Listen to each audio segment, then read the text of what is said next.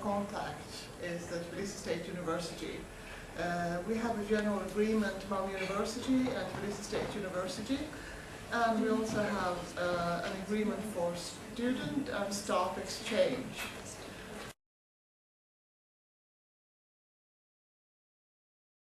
And we're hoping to send some teachers and also have people coming here. So we have a few coming students as well, from Malmö University. So that's nice.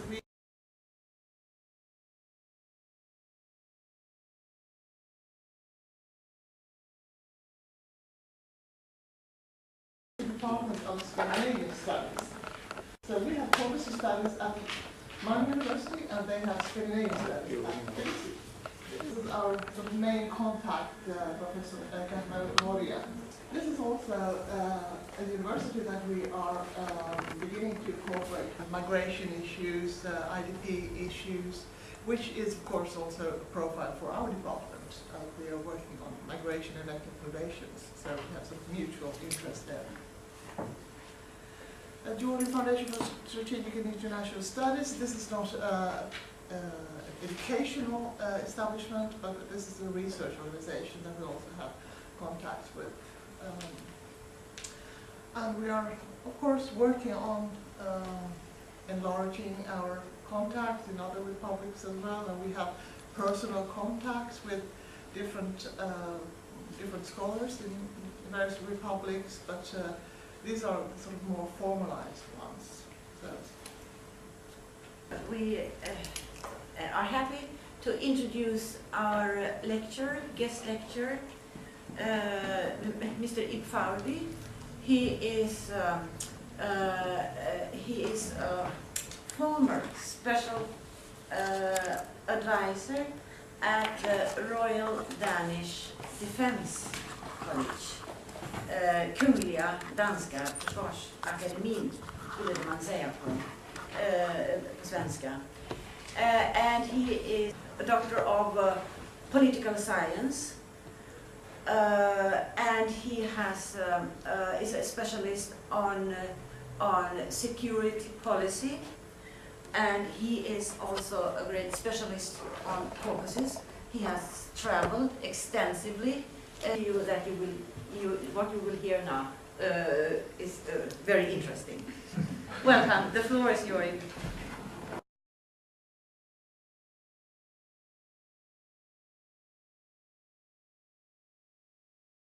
Henry Kissinger was going to give a speech, and the moderator mentioned all his qualities, etc. So when Kissinger came up to the rostrum, he said, after this presentation, I'm very anxious myself to hear what I have to say. I've been asked to say something about European interests in the Caucasus. This, of course, is a huge subject which I or someone else could have spent several hours on, so this will just be a few highlights. Before the Russian Revolution, there was considerable knowledge and great interest in Caucasian affairs in Europe. British explorers, German geographers and linguists wrote books about this area. And also in the Nordic area, there was considerable interest in the Caucasus. I'll just give a few examples. The Norwegian author Hamsun wrote a book called Eventyrlandet, meaning the fairy tale country, about the Caucasus. Fridtjof Nansen, another distinguished Norwegian, wrote a book through the Caucasus to Olga. And Nordic industrialists also were active in the Caucasus. Most famously, undoubtedly, Robert and Ludwig Nobel, who explored for oil in Baku and actually built the first oil pipeline outside the United States. The OSCE, however, had very limited possibilities because of the intricate nature of the conflicts, and because of Russia's unwillingness to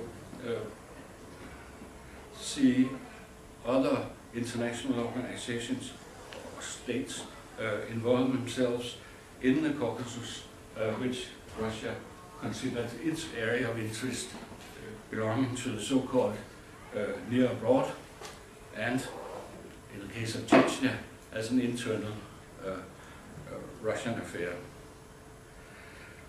Then there's the Council of Europe, which also got involved in the Caucasus in order to promote democracy and human rights. This was an enormous task and a difficult task because of the lack of democratic tradition, and because the constitutions, the new democratic constitutions in the South Caucasus, to some extent was just a democratic facade to a traditional clan culture. It took, as I mentioned, some time for the EU to realize the importance of the Caucasus. Even if early in the 1990s there was some economic support for development. But in reality, we have to go all the way up to 2001 to 2003 to see a more direct EU involvement.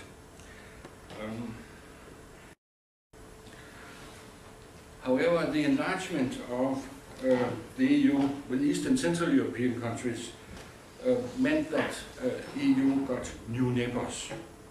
This led the EU Commission to propose a so-called neighborhood policy in 2003.